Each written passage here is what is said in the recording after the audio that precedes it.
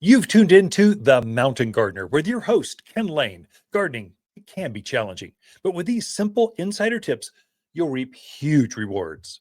Now, let's tune into today's Mountain Gardener with Ken and Lisa. A joy of mine is finding folks new to this kind of, they're gardeners, maybe down in Phoenix or desert, more tropical, Palm Springs, Southern California. They're new to four season gardening. And they come in and they're going, oh, I'm used to palm trees and figs and things down there, but I'm not sure what's up here. But I know I want one plant. It's that tree.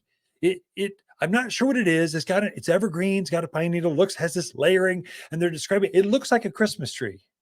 Going, a spruce tree, a Colorado spruce. Going, yeah, that's it.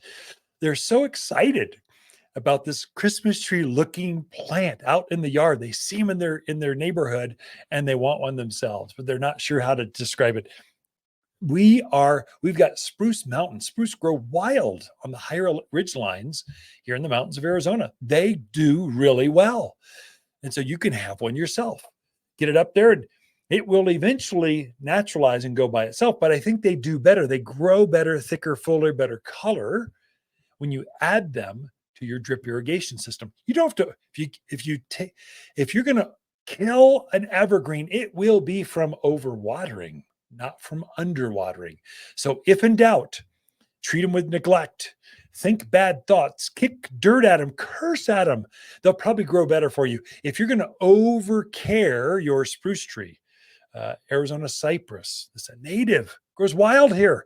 It's desired all in botanical gardens all around the planet, but it originated from right here. It's going to naturalize and go by itself. If you're going to overwater it, we probably have some better choices for you. I mean, aspens take more water, maples take more water, fruit trees, not Arizona cypress, not Colorado spruce, not pine trees, even Austrian pines, ponderosa pines, pinyon pines. We have all those, but they're kind of sensitive to wet feet. They need oxygen down around the root zones. That's why they make such good living Christmas trees or holiday trees. So a lot of folks will take them, put them on the back deck. They'll decorate them. They'll put a saucer underneath the bucket, and they just use it as a decor thing out there on their front entrance. And then they fully intend to plant it out in the yard after the holidays. You can easily do that because they're so robust. They're not using a lot of moisture right now. So we're watering our trees here at the garden center about once a week in the bucket. And the way we do it is we'll take a hose, we'll water the roots of that tree until we see water coming out the bottom of the bucket. And we go, oh, we're done. And then we're done for a week. Maybe 10 days we'll get in there. So you could easily do that and then enjoy it by the front door. Arizona, Alberta spruce, #1 selling spruce tree. It's a short little spruce, very short needle, very thick. It's got this perfect shape. It looks like it's been pruned exactly like a cookie cutter Christmas tree. They're used at the front door in containers, raised beds. It's just cute. And so we sell a lot of them and they don't get very big. So Alberta spruce gets, maybe if you let it grow for 15 years, might get as tall as you and I. And they're short. That's why they're so perfect in those pillars at your front door. If you have a little garden space or a container, you go in there, they could stay there for years and years and years. They look cute, little ribbons, little decorative clear lights. They just scream holidays. So at the garden center, we put little bows on them and we make them look holiday-ish. They would love to be by your front door. Enjoy it, water it once a week, and then go plant it out in that raised bed later. It would be fine with that. They go down to minus 40 degrees, I think maybe 50 degrees, some crazy cold we'll never see.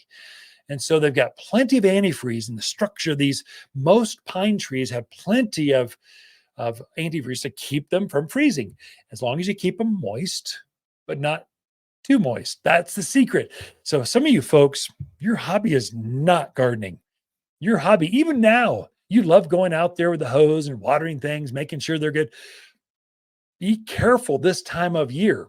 It's very easy to overwater things because plants are starting to shut down. It's not as warm. The days are shorter. The nights are cooler.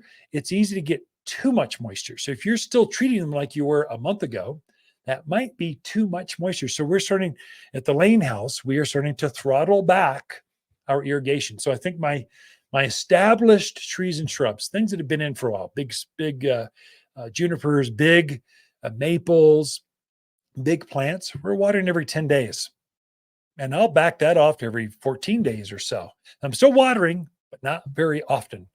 So I'm still watering the same amount. So the valve, the time frame, I'm still watering for an hour and a half when I have it. When I have the system cycle, I'm just playing with the how often, what's the frequency do I play with? So the same amount goes on every time, but I've backed it off from every 7 days, every 10 days, and probably first part of December, I'll back it off to every 14 days. That's trees and shrubs.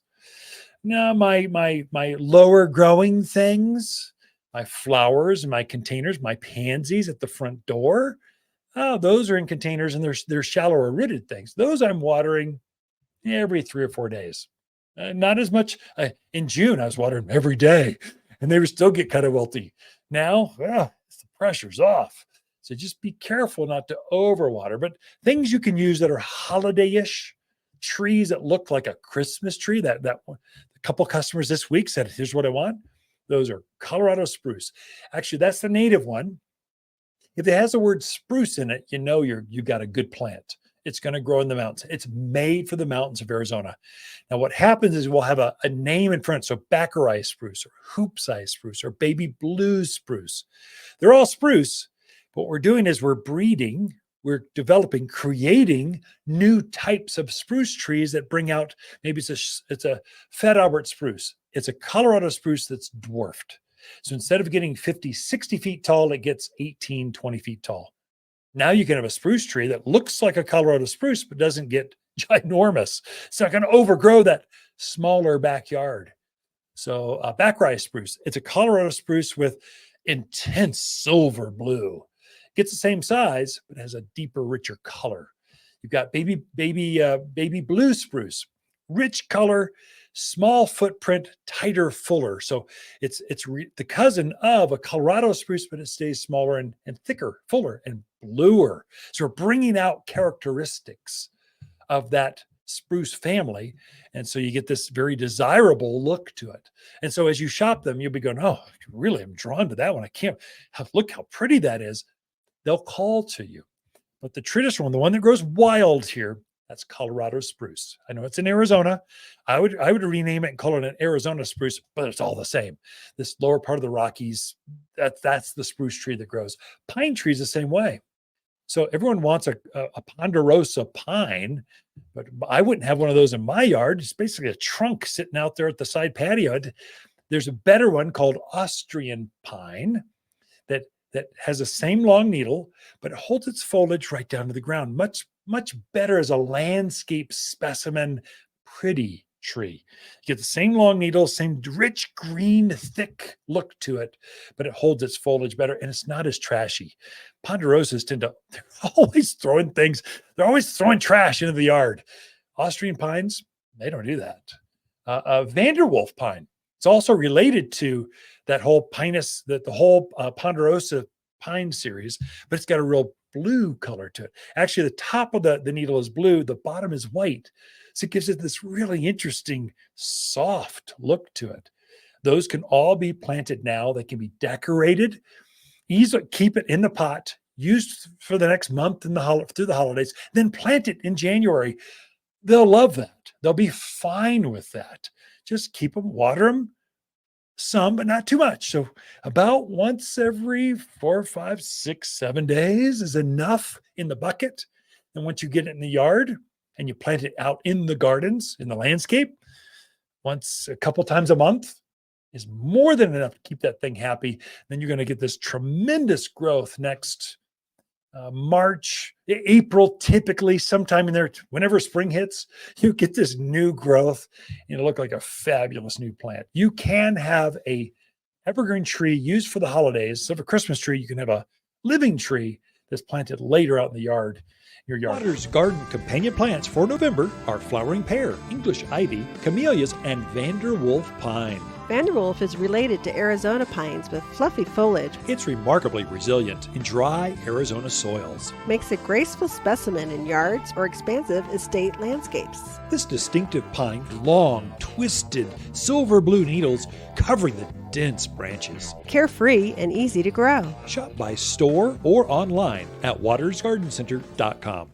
For a more fruitful garden, increase success in the landscape that just feels better, then tune in daily to the Mountain Gardener podcast. Subscribe through your favorite podcast streamer or visit watersgardencenter.com. Better yet, visit me directly right here at Waters Garden Center. Thanks for tuning in.